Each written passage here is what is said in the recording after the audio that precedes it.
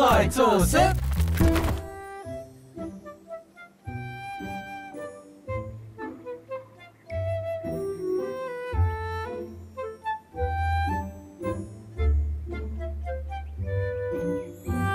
老先生，变出来，两样人手指公到了地板，好，慢慢转，底下了要留好盆，了要好泡，旁边要薄就对了。对，嘿，再一落去，转了个猴子面体啦，底下高油，再加点油。哎，吃菜包吃了30年，第一次包。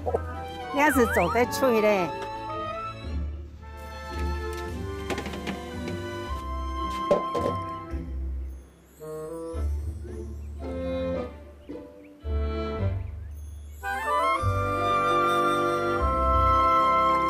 我们有多久没有2个人约会了？哇塞，超级久2年有吗？至少，我现在想起来应该是刚得知怀孕的1个礼拜后，花莲对，对，花莲那一次，然后去3天，就因为刚怀孕都不敢乱跑。对我那次很累，都在昏睡。对，所以今天想说带你回到我的老家。那今天真的很难得哎，很难得啊，而且都已经来了。我跟你说，你有没有看到这整片景色？然后现在这样一点点风这样吹过来呢。我好喜欢这样子的氛围。竹东就是要像我们现在这种缓慢的脚步，慢慢的去享受。今天就交给我，我会带你去我小时候长大的地方，我小时候吃过我觉得超级棒的美食，我小时候很喜欢的一些秘密景点。哦，还有秘密景点？有。好哦，所以你今天是我导游。我是你导游，没错。所以交给我 ，OK？ 好，而且你别忘了要煮东西给我吃哦。OK 啊，那没问题啊。你也要煮一道不是吗？看导游的表现喽。哇，好久没有跟我一起出来玩了。以前我们的行程都是乱走乱玩，难得今天有人要当导游，我就来看看他今天安排的行程会如何。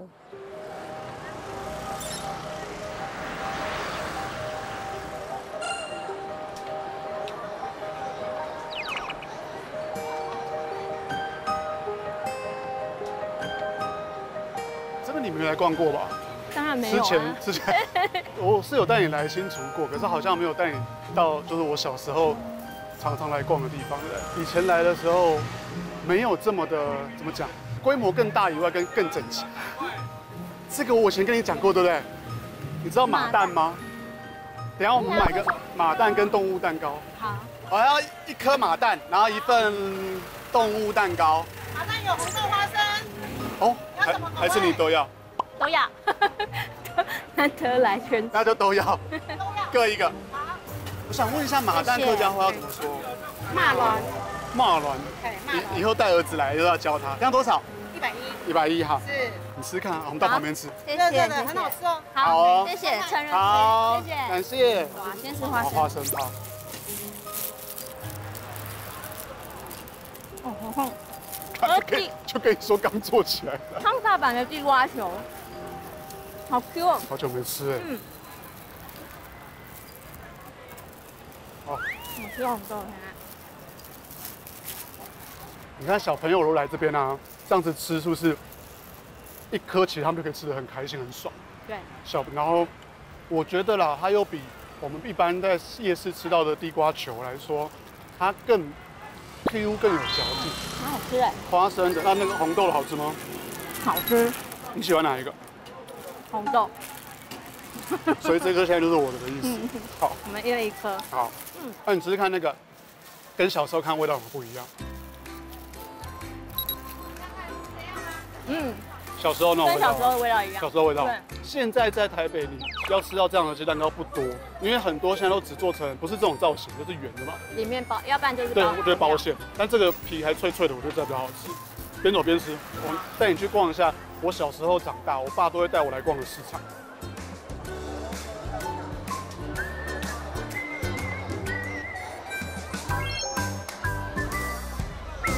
你要不要买点什么菜？因为晚一点你要煮东西嘛。好啊，也需要青菜。好，买菜吗？要买菜，这都是自己种的嘛，对不对？全部都自己种。真的，这边你看到都是就是妈妈们自己种。芭乐已经卖光光了，你看。这么快？那下次我要几点来才买得到5点多就。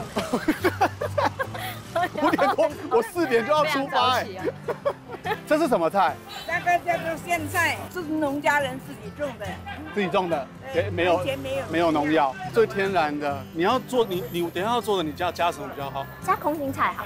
那就直接不去的，便宜给你的，要回家了。1把43把拿你100就好了，要回家了。这么多哎，流汗了。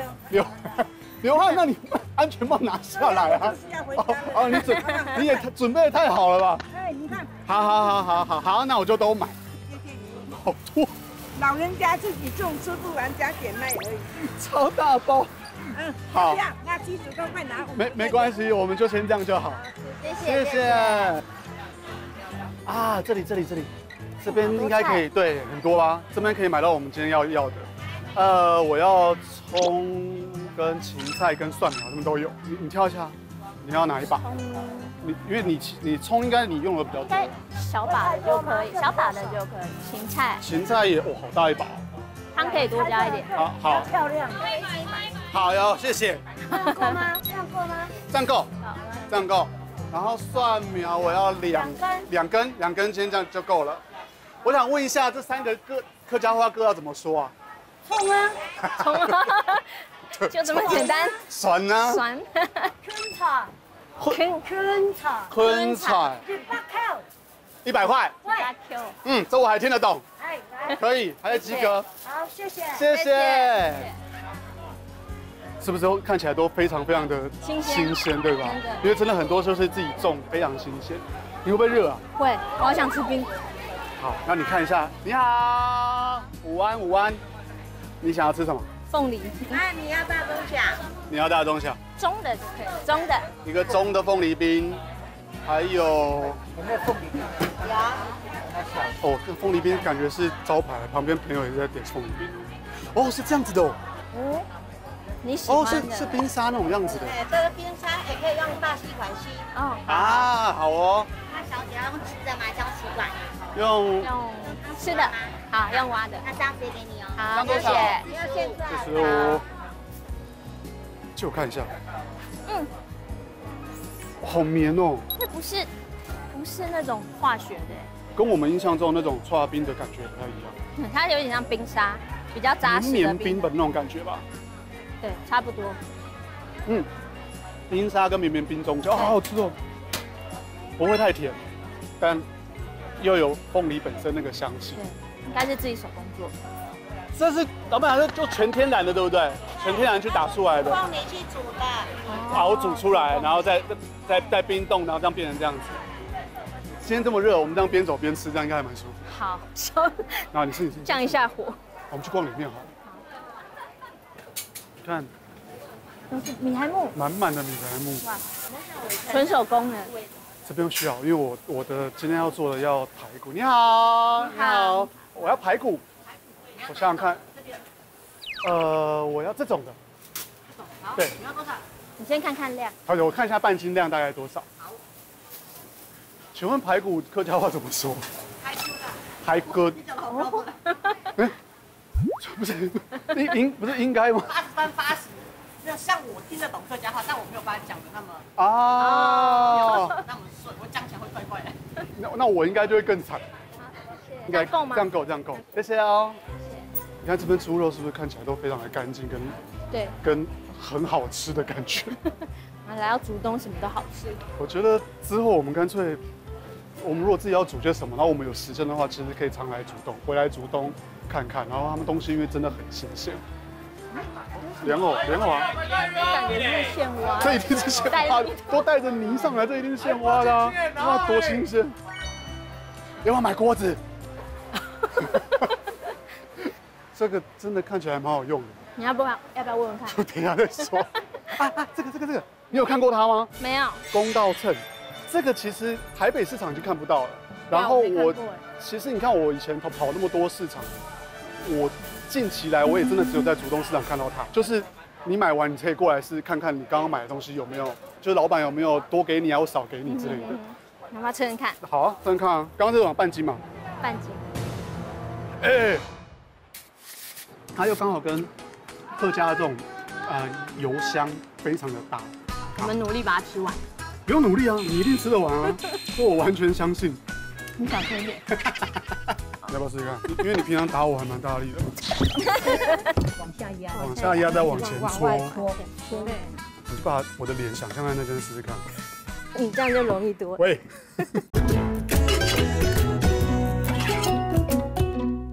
动吃动吃，来主持。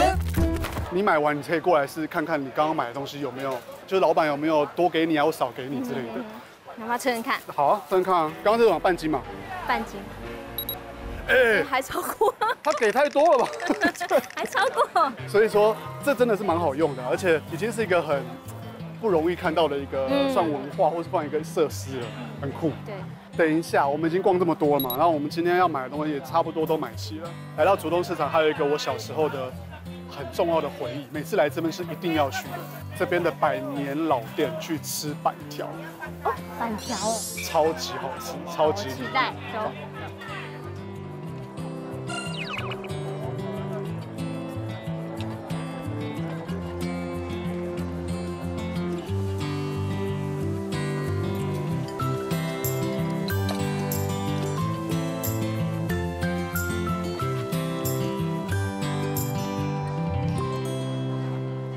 来，吃饭，吃饭，吃饭，吃饭，吃饭，这是我少数会的几句客家话，这时候要赶快，对，真的，小时候还是有学几句的啦。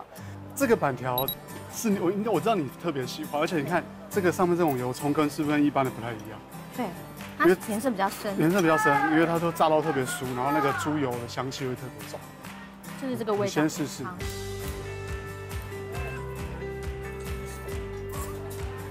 就是这个味，好香，猪油香是不是超级明显？油葱也很香，对，油葱本身，而且板条也会跟你平常吃的，尤其是跟台北吃的又差很多，它比较软 Q 的感觉。是，就我还是觉得竹东这边或者客家的板条是最好吃的，可能是可能是我小时候的味道吧。但是说真的。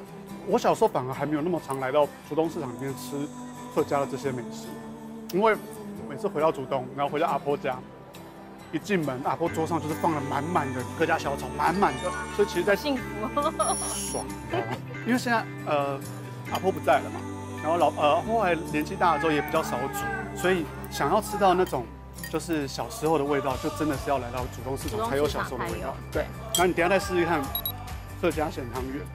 好。好多芹菜，这个是韭菜，是韭菜吧？韭菜。对啊，跟客家的一定是放韭菜，满满的韭菜，跟台北不一样，台北都放芹菜，或者是后来比较改良就是茼蒿，但是传统也是放韭菜。其实小朋友没那么爱吃韭菜，对不对？可是以前放在咸汤圆里面的我 OK。它其实放在里面味道没这么重。对。对啊。但反而它那个香气提上，然后它又刚好跟客家的这种油香非常的搭。我小时候跟我妈去逛市场，她也会带我到像这样的阳春面摊吃面。那就是美味的回忆。对啊，一定会来一盘这么澎湃的黑白切。而且你知道吗？我们现在住的这个地方啊，以前不是长这样，因为我真的小时候都会来这边吃。我们现在眼前看到这边是一个戏曲公园嘛，戏曲广场。对。但其实我小时候，我记得就是旁边这个位置，然后就是这张桌子，就这种不锈钢。我爸会带我都没变。对，我爸会带我来那边吃，然后我跟我爸跟我弟，我们就会吃到满身汗，因为很热嘛。就像现在这样吗？可是这才是小时候吃面的感觉啊。然后旁边是什么你知道吗？旁边就是一个有点大的沟渠，小溪，然后比较有点深，然后旁边会种满的那个像是樱花树或是凤凰树之类的，所以其实小时候更凉了。那也太漂亮了吧！很漂亮啊，边吃饭还可以。对，然后又有风。好，你现在呢就是专心的吃，因为我相信你的实力，这些一定对你来说是小 case。我那么粗吗？因为你先吃饱，等一下我还要带你去其他地方，有好玩的跟很漂亮的地方。好哦。对，所以你现在好好的吃。好。然后等一下呢，你就交给我，后面的惊喜交给我，好不好？好，我们努力把它吃完。不用努力啊，你一定吃得完啊，这我完全相信。你小声一点。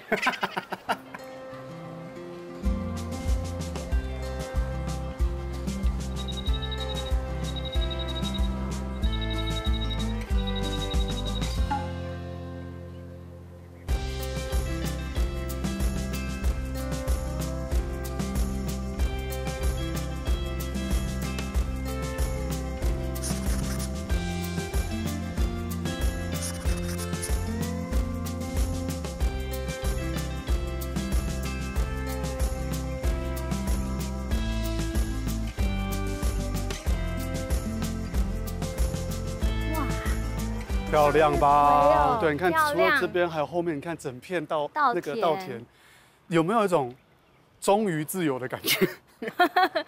是摆脱贝勒嘛？摆脱贝勒，然后离开城市。你看，你从贝勒出生，你就在他家，你就在家里面已经顾他顾了1年多了，叫你出门你都不出门，你现在出来真的很难得哎，心情是比较好。你还记得我们第一次带贝勒出游吗？你是说很惨烈的那次？对，就是新手爸妈第一次。那次真的好可怕啊！他才3个月嘛，对，我记得那时候3个月，刚满3个月，还要4个小时，还要喝一次奶的时候，我们所有家当都带了，整车搞到就是大家还以为我们是要去那边搬家，住1个月，混乱的。这个地方超级像我爸的老家，琼林吗？不是琼林，竹东的深山上面，真的是深山哦，深山上面的，对，也是这样的一个3合院，然后就这个高度，然后后来我们才下来变到琼林跟竹东的市区这个地方。但是等一下我要带你去的是一个比较像是我们后来在琼林这边的老家的那个3合院，因为要去找几位非常厉害的美魔女。魔女回到竹东，回到3合院，一定要带你去试试看我小时候每次在过年的时候那个记忆中的味道，菜包。哦，好哎，好，好，走我要学，马上去。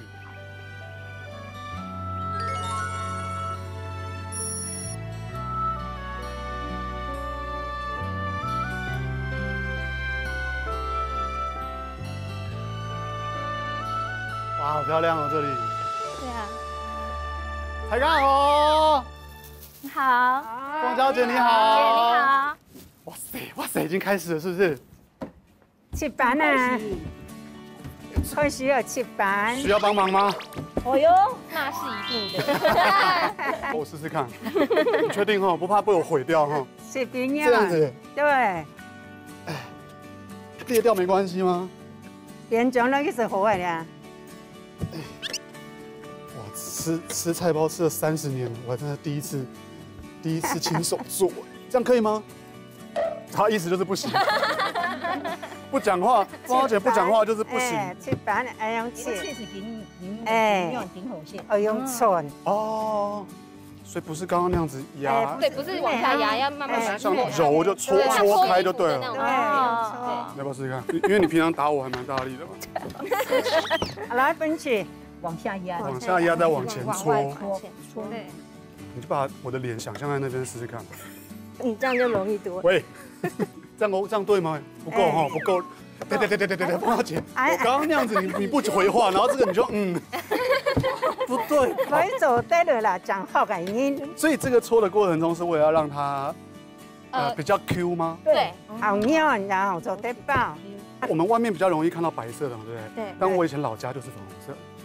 粉红色是用要是红旗吗？还是拜拜才是？哦，所以外面平常比较不容易看到粉红色的。对，这样子的料你应该没看过哦。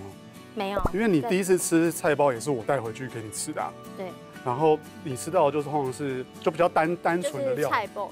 所以这种外面比较看不到，对不对？要按照菜头丝，这样够吗？你那汤丝甜吗？啊。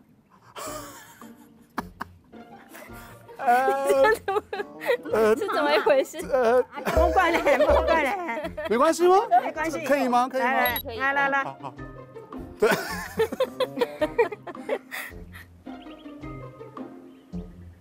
那接下来我是要把它捏成那个中间一条。对，你按皮孔，按到皮孔。皮孔是什么？鼻子。哦，像鼻子一样。鼻子，那个把3根捏漂亮一点。可以吗？走的。哎呦，那它可以吗？走的。你很强哎，是不是？有模有样。这很香哎，很香哦。等它蒸好的时候有特殊的味道。对，它蒸完之后会特别香，清香的味道。自己在家里做的，你跟市场吃到还会不同，还会多一个香气。然后这就是我老家以前，我每次回家就在这个3合院里面，然后一回来就会看到我亲戚，他们就会这样两边都是亲戚嘛，然后他们就会各自弄一大篓，然后就是30-40颗这样子。然后我小时候回去第一件事就是先吃个3-4颗，超爽。这么幸福，超开更好心，吃哈。好吃啊！而且这样子的料，你外面根本吃不到，只有家里面才遇得到，对，就对什么都有。好，再一次这颗我再试一次。好，还有呢哦，，这样子啊，这样子，像香菇这样子，哎呦，你可以教人了。当然这样子有没有像一个碗？有，啊，对，你们的好漂亮啊，为什么我这么宽？从中间开始往外捏出来。嗯，哎，你刚才一开始直接从外面的话，就会整个平掉。不是，对，你们3个都毛起来教我，都不用顾他了。因为它包的很漂亮。以后常来学啊哈。包要这样我们都可以教你。但你们知道，她以前在她嫁给我之前，她以为客家菜包就跟超阿贵一样。对，我一直以为他们吃起来是一样的。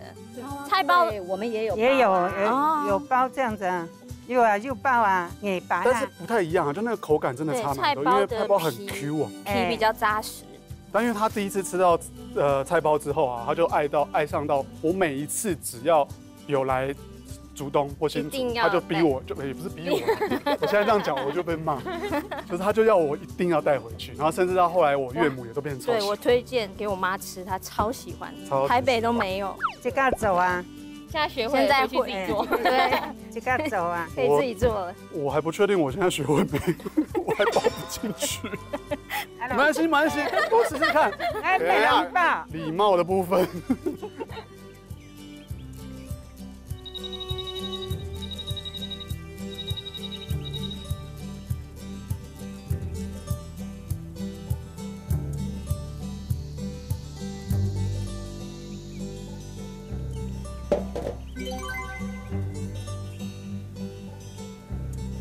是菜包。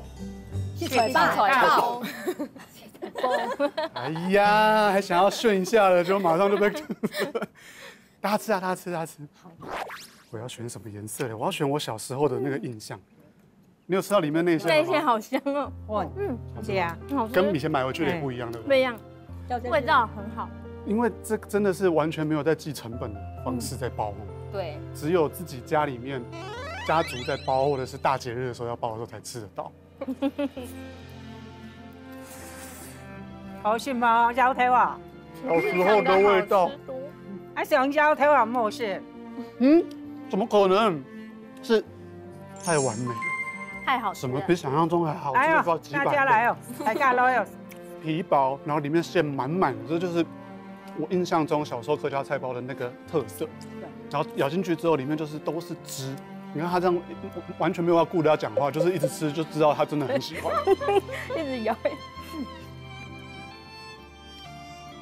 真的超好吃的真。的好好吃。因为这就是小时候我对于年节过年在竹东的回忆就是这样。一进到三合院里面，就会闻到刚蒸完的菜包的那个香气。那就像我刚刚说的，每次一回来就是要先吃个3到4颗，就是这个味道。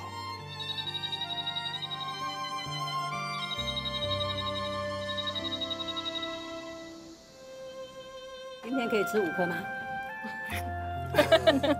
这么多3加4 7颗，不，你不能一直往上加。没有3颗4颗不是7颗吗？说真的，我觉得这个体验了自己包菜包之后，还蛮开心的耶。其实最近这几年，大家时间都忙了，有时候回到老家的时候，已经没有菜包可以吃了。这个味道或是那个画面，本来都觉得它应该只存在于我的记忆里面，但今天竟然能够在现场重现，跟我自己可以学到这个动作，那是我很感动的一件事情。因为我以后在家里就可以把我最爱的菜包，我小时候的记忆传承下去，这是我觉得我今天最大的收获。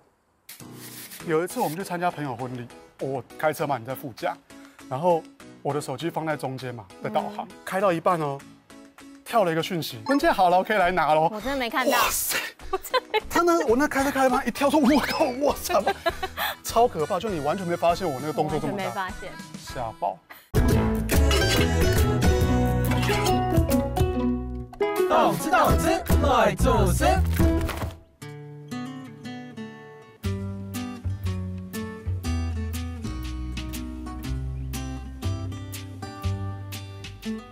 第一次站在这个三合院的广场这边准备做菜，是我小时候的印象。每次回去都会看到我的姑姑啊、叔叔他们，确实对啊，而且还是用那种超级大的，对，因为一次就是整个家族要吃，所以我觉得我好像有一点点传承到那种感觉。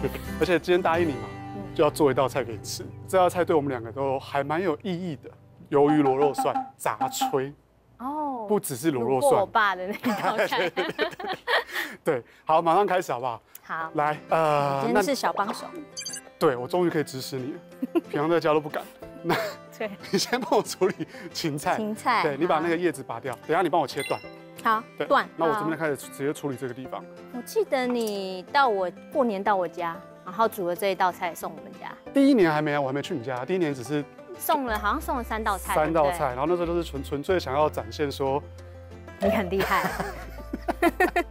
有，我们全家人都很称赞你。哎，那时候是哪3道菜？油饭、花雕鸡跟卤肉蒜。啊，当初最拿手的。全家人都超称赞你的菜。先蒜头爆香。然后第2年你是直接帮我们家煮一煮，成功虏获他们的胃啦，尤其是岳父岳母的胃。说真的。要娶人家女儿，当然是要先从擒贼先擒王。那现在嘞？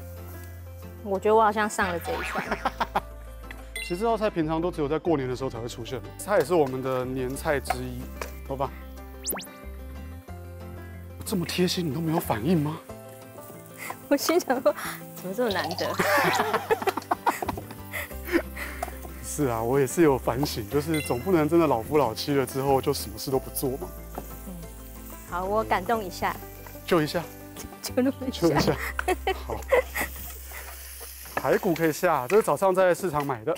鱿鱼要怎么切？你先把背上那一条，很像脊椎的那个先处理掉。哦，这硬硬的这个。对，硬硬的那一块处理掉。到这边，香菇可以下。香菇完之后，我就要等你的鱿鱼喽。鱿鱼马上就，鱿鱼要怎么切？啊，不然这样。这样。来，你帮我拌炒。好，你自己比较快。这边我来。小心哦，我们先下了。先拌。有点干，我这先下一点点，一点点就好。好，快速拌一下它。好。然后我记得这道菜当时也是个有点误打误撞啊，在你家。到晚上的时候，大家吃饱了，然后桌上其实还有一堆东西。看，拍手。有人在打牌，有人在看电视。然后你爸就已经开始在小酌了嘛，结果他就说啊，这个冬天这样子喝的酒，然后肚子好像又有点饿了。下一个的话，我们可以来加水了。等一下，你帮我试味道，因为我觉得在料理这方面，你对味道的敏感度比我强非常多。好，再一点水，这样，再多。OK， 不够再补。对，然后我记得那时候你爸就说想要看看有没有什么东西可以配酒啦。然后桌上就只剩下这个汤的底了吧，所以我就想说，那刚好桌上还剩下一点点白饭，然后就去厨房里面把它混在一起，变成了一个杂炊。没想到就这样子娶到了一个老婆了。我爸一直在说这道菜好吃，他念了好几次。接下来盐巴给我。盐巴。那你可以拿那个旁边的汤匙，等下准备试点味道。然后因为螺肉汤汁实在是太甜了，所以我们这道不用加糖。那你不觉得？他用标。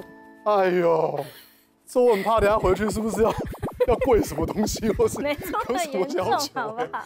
感情就是还是要这样子，偶尔来一下，增温嘛。对不起。好，但这个可能真的要等一下下。你先试好了，因为刚刚拌开，你试一看味道。好。我真的还蛮佩服你的那个神之舌的。可以，味道要再重一点。但那个汤头的香气有吗？还没有滚出来。啊，对，还没，盐巴也还没上来，所以这要再等一下下。好，这个火可能要再一下，我们加个盖让它快一点点。然后等一下最后就是调味，在这个等的时候，我也是表现一下，身为老公。总是要按摩一下的嘛，而且到这个时候，我真的很想问你，你记得，因为当时虏获了岳父的心之后，就求婚，对，我就求婚。这个求婚过程，你真的从头到尾都没有发现任何一点点迹象吗？我真的没发现。有一次我们去参加朋友婚礼，我开车嘛，你在副驾，然后我的手机放在中间嘛，在导航，开到一半哦，跳了一个讯息，是那个婚戒店的老板，婚戒好了，可以来拿喽。我真的没看到。哇塞！我那开吧，一跳说，我靠，我操，超可怕！就你完全没发现我那个动作这么大，没发现，吓爆！因为其实那天办在我生日。对啊，又是交换礼，圣诞节的交换礼物，就找我们的共同好友来交换礼物，然后好像是要帮我庆生。那你到底什么点才真的发现说那天的主角其实不是我，是你？就是打开那个大盒子的时候呢，我就觉得，哎，奇怪，为什么那么多相机对着我？那时候就有点起疑心。好慢。对，然后打开之后，气球飘上来，拿到大戒指的时候，我才发现，我那时候对钻石的气球，大气球，好慢。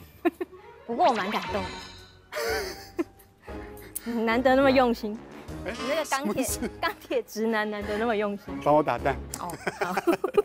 求婚嘛，我觉得这真的是对女生来讲非常非常重要的。平常再怎么的木头，那一天还是要想办法去计划一下。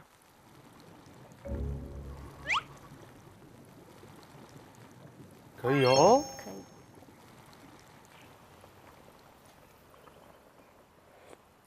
可以了，味道出来了。这个时候先让芹菜下去，再让它的香气再多一点点。蒜绿，最后一步。螺肉下去也是让它一下下之后，我们蒜绿就可以上了，直接，这样子其实一个台菜的汤，经典的汤品就完成了。但今天不是只做到这里，还有下一步，所以这道菜到这边暂时先关火，然后我们让你帮我拿那个水平锅。好。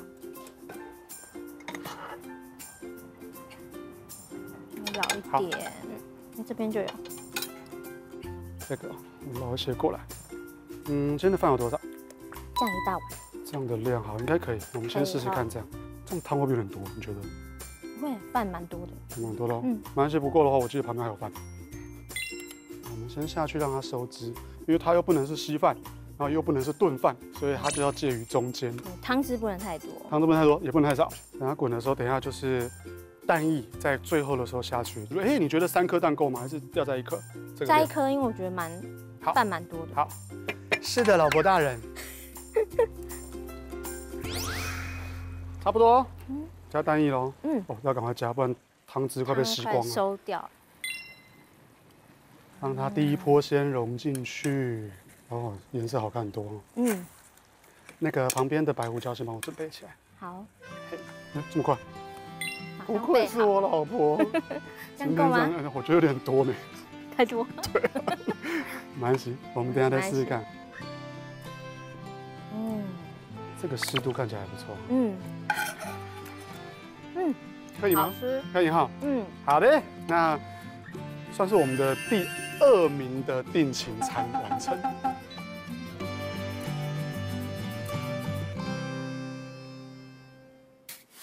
有感受到哦，满出来了这个，很香哦。今天油葱炸得很成功，这真的是精华。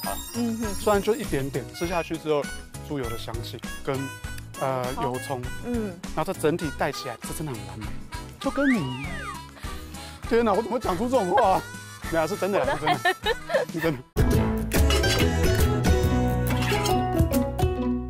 动吃，来做事。那接下来该换你做我们的第1个定情餐了吧？好。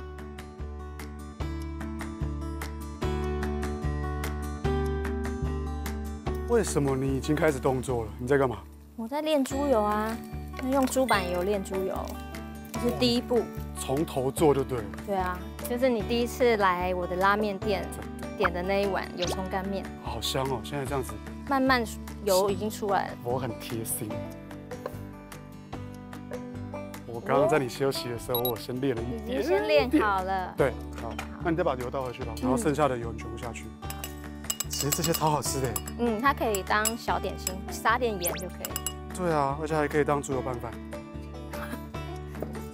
小心烫，小心烫。好。然后这些你再下，然后接下来你就要告诉我，因为这道菜是你店里以前的一个招牌菜嘛，其中一个。就是夏天为了客人在研发的油葱干面。哦，不然拉面在夏天吃起来比较那个。对。你边做，那我现在该做什么？你跟我说。你要帮我切油葱、红葱头。片嘛，对不对？对。对这道菜印象很深，因为第一次去你店里，然后是为了拉面去，可是明明是拉面店，为什么在菜单的最后一项竟然是油葱拌面？所以就是你刚刚说的，为了客人在不同时节可以去搭配，对。对，另外开发的，而且我自己本身就喜欢油葱啊，所以我觉得从老到少都会很喜欢，接受度很高啦。确实。对。那尽量也卖得很好。对，因为我本来以为说我那天吃完了一碗拉面，我应该会吃不下。但是干面，我第一口进去的时候，那个油葱香，因为你都自己练的嘛，然后一下去之后，我又开胃，是不是又想要点一碗？对，不会因为这样就觉得负担很重。我真的觉得你这个设计的真的是蛮好的，你火要注意哦。好。然后这段时间要一直不停的拌，哎，怎么搞得好像我是大厨？我们这个步骤要搅拌，对，不然会粘锅。好，我们来切蒜头。几颗？我们来做干面酱，2颗。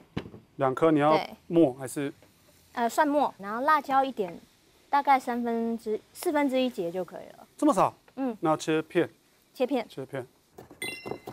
这道真的是很好吃哎，从第一次吃到之后，就后来变成我几乎每个礼拜在家里都会吵着要再吃一次。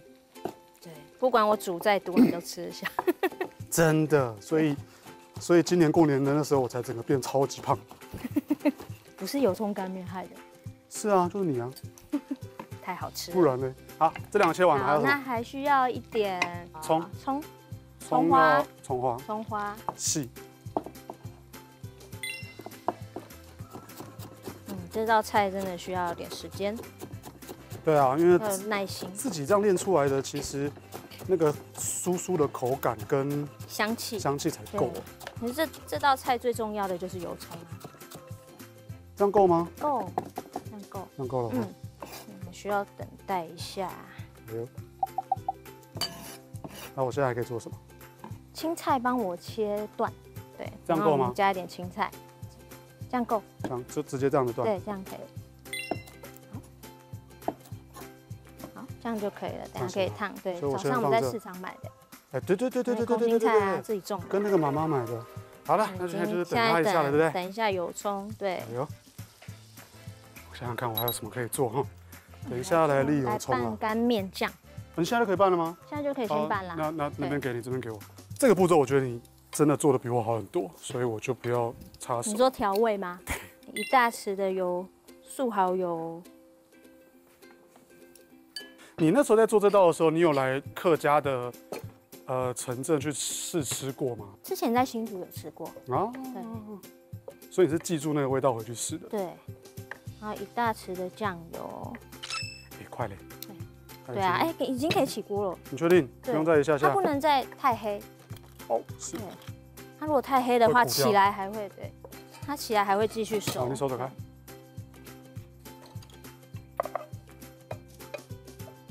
哎呦，酥油，漂亮，稍微波动，让它冷却。啊，很酥哎，我觉得这次还蛮成功的，算漂亮哦。对，漂亮哈，颜色金黄色，刚刚好。下一步嘞，大厨。好，我们就来下面条了。那我来拌酱，来这个交给你，半包。这么多？你平常就是吃这么多？哦，真的？这是吗？是，你都不知道你自己。我一次吃半包。是，那我来。好，那你去拌，那我来处理面条。好，2匙的猪油，刚刚炸的猪油，搅拌一下就可以了。这些猪油其实平常都可以留下来嘛，对不对？对啊，它其实冷却之后装罐，它就会变成凝结的冰箱就可以，对，再搅拌一下。你就可以等面条了。老婆，我可以下了吗？可以了。可以了哈。一看就知道没有在煮面。人家都是散状的下面，不是一坨。你是应该要学。你看，就平常没在下厨。好，可以下青菜了。等一下煮面熟了就可以捞起来了，我们就直接盛。哦，说用它，直接拌就好了。那菜呢？我帮先捞。菜不用啊，没关系，你就煮到最后一起。那不用另外出来摆盘吗？摆盘也可以，那你就先捞好了。好，可以起来了吗？可以了。好，我们现在关火，那你这样来这边拌。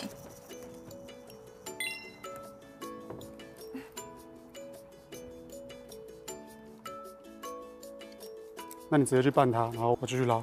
好，这样子就可以了。那我们上面加点油葱酥。好，这样子可以。那这个就这样放在旁边，按燃烧混面的状态。OK， 完成。好啦，试试这看啊就是我的定情餐，对吧？对，油葱干面。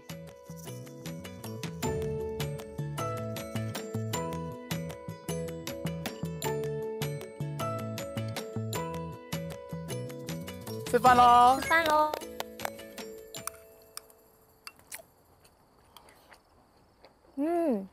又多了一个层次。蛮香的。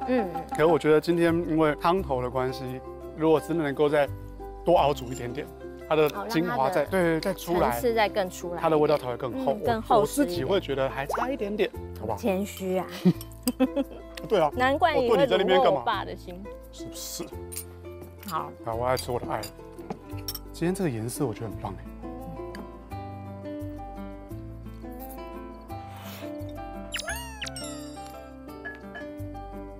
我跟你说，比3天前的还好。是不是？今天的爱很满吧？今天很满呢，有感受到哦，满出来了呢，这个很香哦。今天油葱炸得很成功，这真的是精华啊。虽然就一点点，吃下去之后，猪油的香气跟油葱，然后这整体带起来，这真的很完美，是不是？就跟你一样。天哪，我怎么讲出这种话？没有，是真的啦，是真的，真的。我都害羞了。那我也真的很谢谢。平常你已经带小孩这么忙了，那我每次只要一说我想吃多少菜，你就会好就跑到厨房去，忙了一段时间，然后再端出这碗来。可是我每次看你吃的很满足，所以其实我也煮得很开心。真的吗？好，我下次会吃得更满足。今天谢谢你。三八哦，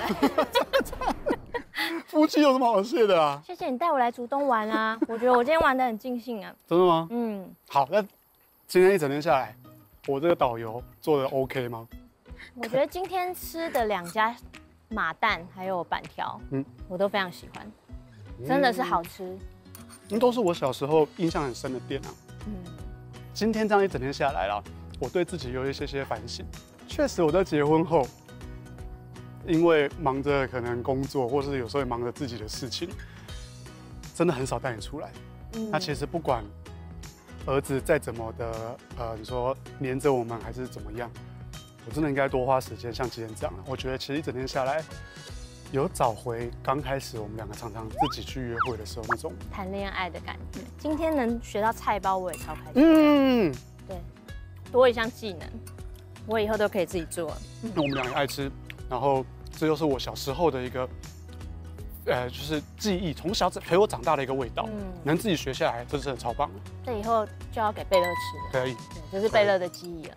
可以，好，我会好好计划下一次的旅行。那老婆，你好好享用，好不好？好，这是我今天的心意。好。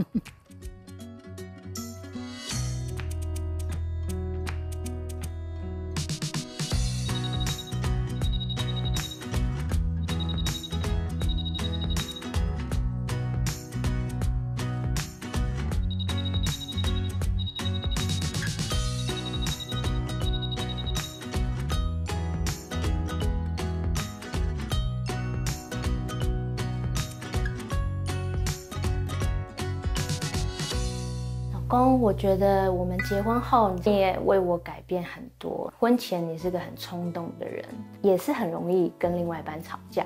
可是婚后你会反省自己，然后很快的我们就会和好。那这也是你改变很多的点，我都有看在眼里。像我怀孕的时候，你每天早上早起，为了我去买芋泥蛋饼，这也是令我很感动的事情。祝你生日快乐！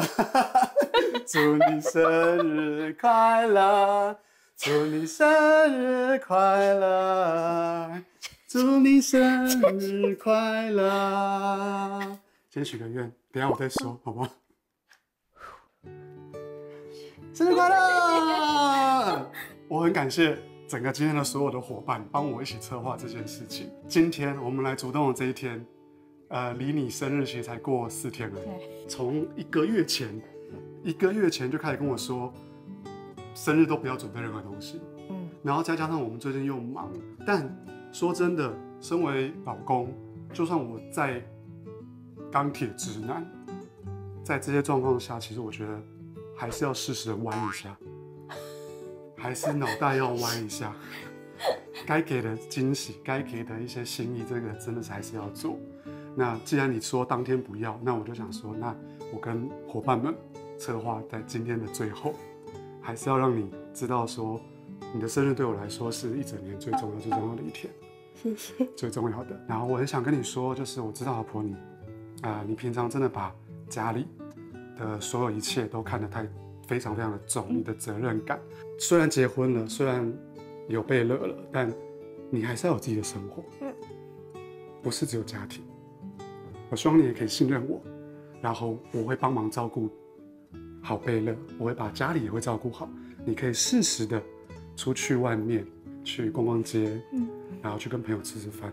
这是我觉得我希望你能够让自己好好放个假，然后家里有我，谢谢 ，Love you。谢谢老婆，生日快乐！这家伙，这家伙求婚没有哭，今天哭了。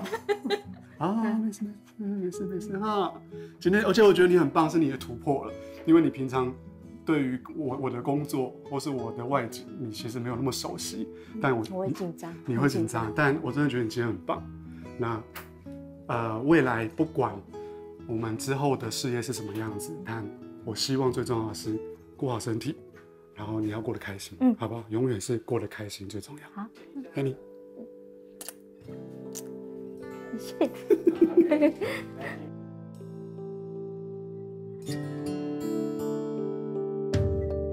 向已經見風地路，向伊當面從當背，莫強用嘅話題講啊講，一生公公都為天台講。